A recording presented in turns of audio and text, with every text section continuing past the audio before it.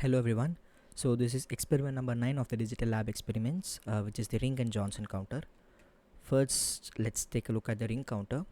So the ring counter is almost same as a shift counter. The only change here is that the output of the last flip-flop is connected to the input of the first flip-flop in case of ring counter, but in case of shift register, it is taken as output. The number of states in ring counter equal to the number of flip-flops used. So here we have the circuit diagram for the ring counter. So here the input variables are reset and clock, and the clock pulse can either be a positive edge or a negative edge clock pulse, and the output variables in our case is Q0, Q1, Q2 and Q3. Here we have the truth table, which includes the clock pulses, the reset state, the Q0, Q1, Q2 and Q3 outputs. Now let's take a look at the simulation.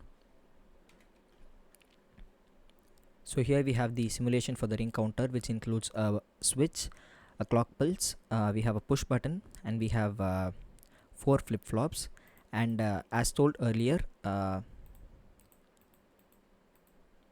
number of states here, the total number of states here is 4, and hence the total number of flip-flops we have used is also 4. So, and we also have a NOT gate from which the output goes to every CLR of the flip-flops, and we have 4 bulbs to indicate the state of the output, and that's a simulation for the ring counter. Now let's move on to the Johnson counter.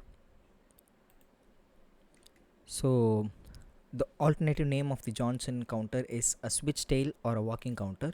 So here the complemented output of the ending flip-flop is the feedback of the input of the starting flip-flop.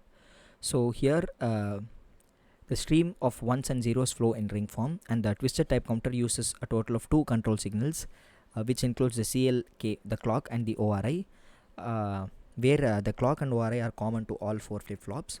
So here we could see that the clock and ORI are common to all 4 flip-flops, and that's a circuit diagram for it.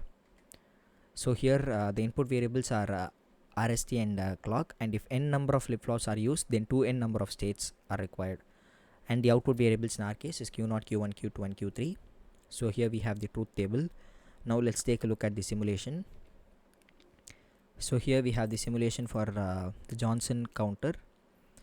So as we could see, we have used a switch, clock signal, an AND gate, a push button, a NOT gate from which every CLR is connected, and as told earlier, a CLK and ORI is common for all the 4 flip-flops, and we have 4 bulbs indicating the output.